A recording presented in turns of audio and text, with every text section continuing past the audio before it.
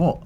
Poco F6 Pro. Ito ang flagship killer. Si Poco F5 Pro ay medyo lang. But wait, this is not the final Poco F6 Pro product. Ito po yung kanyang preview. No, usually kasi naglalabas po si Redmi first sa China na kanyang first version ni Poco F6 series or F series. And of course, we've got here the Poco F6, yung Redmi K70, and the Poco X6 Pro, Redmi K70e. Review coming soon. Pero, so today, compare ko na siya agad kay Poco F5 Pro. In terms of yung specs muna, no, unboxing lang natin to. Magkakaroon na future full review between the Poco F5 Pro and this one. Now, the first thing that you need to know about this, kung bakit mo siya yung tunay na flagship killer that the F5 Pro was not able to actually embody. Well, first of all, maraming pagkukulang si Poco F5 Pro. Unang-una yung kanyang charging ay 67 watts fast charging lang. Camera niya, wala siyang telephoto lens. Why? Tapos sa kanyang processor, 8 Plus Gen 1 lang. Ngayon, si Redmi K70 Pro or si Poco F6 Pro in the future is actually a massive upgrade from the F5. I mean, the processor pa lang, no? Snapdragon 8 Gen 3.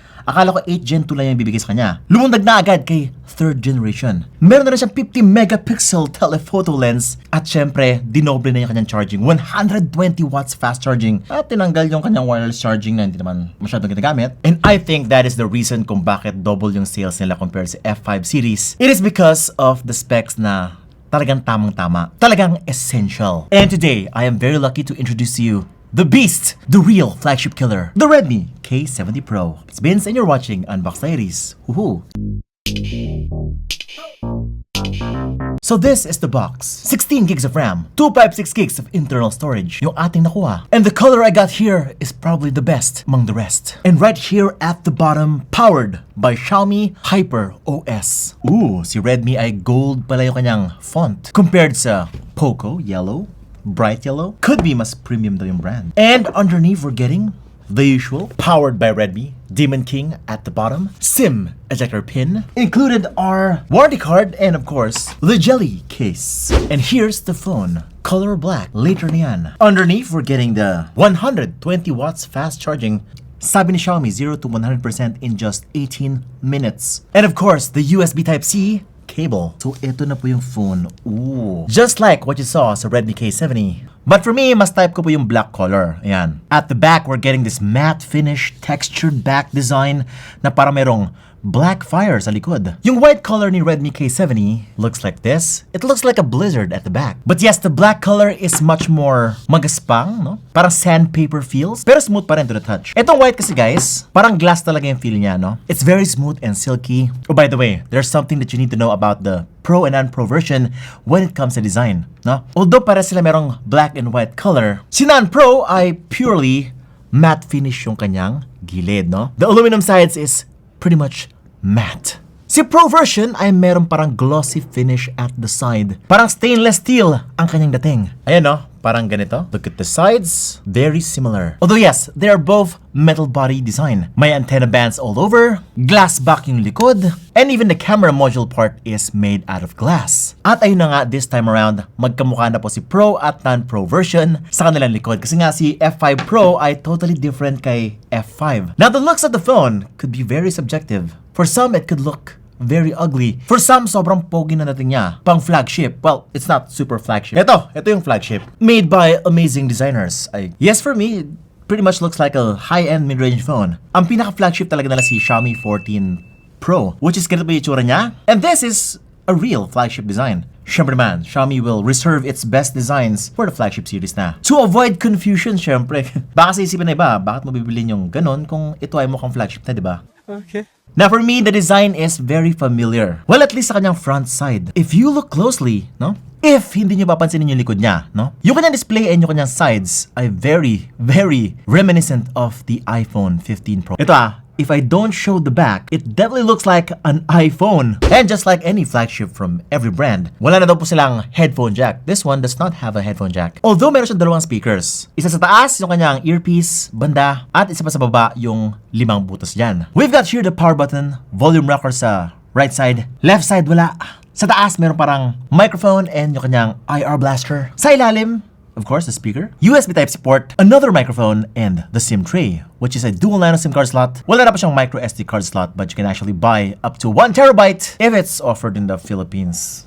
Usually kasi 512 lang guys. Now, when it comes to the display, ito na po. The display of the Redmi K70 Pro is pretty much identical sa Redmi K70 in pretty much every spec. Spec for spec, identical. Which is a 6.67-inch 3K resolution OLED display na 120Hz refresh rate, 68 billion colors, HDR10+, may Dolby Vision pa, at meron pa siyang HLG, wow! Up to 4,000 nits of peak brightness. Typical brightness inside is 500 to 600 nits. And the touch sampling rate is a ridiculous 2,160, which is kind of over-exaggerated, no? Tinest na namin yan, no? Yung tunay niya na touch sampling rate is actually just 240 Hz na normal, and with enhanced touch enabled, dumable siya, 480 Hz, even go as high as 500 Hz touch sampling rate, which for most people is actually adequate na. Okay na po yan. That actually lets you be very competitive sa ranked games. Mobile Legends, sobrang smooth sa mga assassin. Call of Duty, if responsiveness is of top priority para mas marami kang mapatay, then yes, go get the Redmi K70 series or Poco F6 series. The punch hole at the front, also identical. Sobrang liit. Sabi din ng mga ibang reviewers na yung kanyang display ay actually the best for the price. You will never get this kind of display for under 25,000 pesos. Currently, sa kanyang global price. Hopefully, natuto na po si Poco dito kasi nga, medyo mahal po yung release ni Poco F5 Pro na 30,000 nung lumabas siya dito. Actually, pricing it very competitively will definitely get more users to try out the latest Poco F6 Pro. At syempre, ito yung bezels talaga niya. Sobrang nipis. Although, compared sa F5 Pro, it's pretty much the same. Ganito pa rin kanipis yung kay F5 Pro. But in comparison sa iPhone 15 Pro Max, this is definitely much slimmer. And feeling ko ito yung parang pinaka-strength niya. Dito siya nag-shine sa kanyang display. It's not only bright, ang ganda ng color reproduction. Even as I compare it right now with the iPhone 15 Pro, the display from the Redmi K70 Pro just beats out the iPhone in terms of sheer brightness, sheer color, mas detailed po yung image ni Redmi K70 Pro. Also, yung lapad ng display niya ay perfect na perfect talaga for gaming. It's not too narrow na parang wala ka na masyado makita dun sa game. Ito, it's enough size for you to able to see a lot of things in game. Enough screen real estate para ma-spread nyo yung mga fingers nyo. Kung multi-fingered gaming ka, oh, perfect to. Now, since pinatok na yung gaming, ito na po ganito po siya kabilis. Si Redmi K70 Pro ay, dahil meron po siyang Snapdragon 8 Gen 3 processor, yung pinaka-latest po. Just like the Xiaomi 14 Pro, it has a very similar, almost 2 million points sa Antutu benchmark. What? Si F5 Pro is 1.5. Grabe, sobra na to. And we actually played Genshin Impact. Ito na po. Genshin Impact! Highest settings, 60 frames per second. Walang problema. This is definitely pretty much on par with all the flagships I have here on my studio. P60 Pro, iPhone 15 Pro Max. Flagship kung flagship yung performance. Pero yung kasi it's so impressive that they actually put the latest flagship instead of the F5 Pro, di ba? 8 Plus Gen 1 lang nilagay nila dito. Talaga nag-jump siya. Wala nang 8 Gen 2, talaga nag-3 na siya agad. Although I could be wrong, the Redmi K70 could be the Poco F6 Pro at merong Poco F6 Pro Max Ultra. The joke lang. Go lang. Ito na talaga si Poco F6 Pro. Now, sa future full review ko na papatay yung mga ibang games dito, like for example Mobile Legends, Call of Duty, future na po yun. Gusto ko lang ipatay yung parang quick unboxing dito para, syempre, we have more to look forward to. Oh, by the way, meron na siyang Wi-Fi 7, both siya at si Redmi K70. And they even both have Bluetooth 5.3 na. So future-proof na future-proof talaga siya. If kung nagbabalakan niya mag Wi-Fi 7, so yung bilis na ng Wi-Fi 6 pa lang At hindi pa makasabay yung mga ISP natin sa Pilipinas. So yun. So far, very impressive. Pero wait till you see the camera on this thing. Guys, finally meron na siyang telephoto camera. Not only a telephoto camera, but also a massive megapixel one. 50 megapixel telephoto camera na up to 2 times optical zoom and up to 20 times digital zoom. Tapos yung main camera niya is 50 megapixel. Oh, wait lang, Vince. 64 megapixel po yung F5 Pro ko ngayon. But ganun na downgrade? No, it's not downgrade. And it's just megapixel. Yung kanya aperture is much better. F1.8 po si F5 Pro. Ito naman ay may F1.6 aperture. Meaning, mas okay siya sa low light. And of course, yung shallower depth of field ay mas kaya niyang abutin. Pero ito na po yung mga pictures, no? Una ko napansin dito is very similar po siya kay F5 Pro in terms of the image processing. Just like the Poco F5 and the F5 Pro last year, si F5 po ay medyo parang smartphone yung itsura, no? Smartphone image, overprocessed yung itsura, very vibrant. And napansin ko medyo reddish si Redmi K70 or si Poco F5. For the most part, it's pretty much oversaturated sa base variant. Sa Pro version, ito dapat yung hinahanap nyo sa isang flagship killer na camera. We are leaning closer to true color accuracy. So, at least ito, hindi siya ganun kamukhang processed. Hindi niya pinipilit yung HDR masyado. Yung shadows ay kitang-kita mo pa rin may shadows. Ito ay compare si Redmi K70 and si Redmi K70 Pro. Side by side, and as you can see, ito pa lang, no?